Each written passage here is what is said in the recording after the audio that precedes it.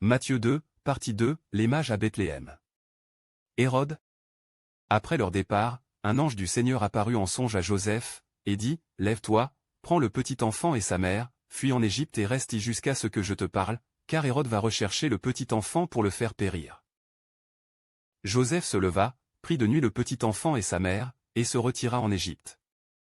Il y resta jusqu'à la mort d'Hérode, afin que s'accomplisse ce que le Seigneur avait déclaré par le prophète, « J'ai appelé mon fils hors d'Égypte. » Quand Hérode se vit joué par les mages, sa fureur fut extrême, il envoya tuer tous les enfants de 2 ans et au-dessous qui étaient à Bethléem et dans tout son territoire, d'après l'époque qu'il s'était fait préciser par les mages.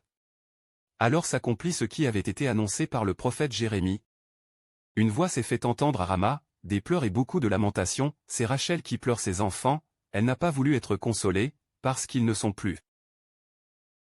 Après la mort d'Hérode, un ange du Seigneur apparut en songe à Joseph, en Égypte, et dit, « Lève-toi, prends le petit enfant et sa mère, et retourne dans le pays d'Israël, car ceux qui en voulaient à la vie du petit enfant sont morts. » Joseph se leva, prit le petit enfant et sa mère, et rentra dans le pays d'Israël. Mais quand il apprit qu'Archélaü régnait sur la Judée à la place d'Hérode, son père, il craignit de s'y rendre, et, divinement averti en songe, il se retira dans le territoire de la Galilée, et vint demeurer dans une ville appelée Nazareth, afin que s'accomplisse ce qui avait été annoncé par les prophètes, il sera appelé Nazaréen.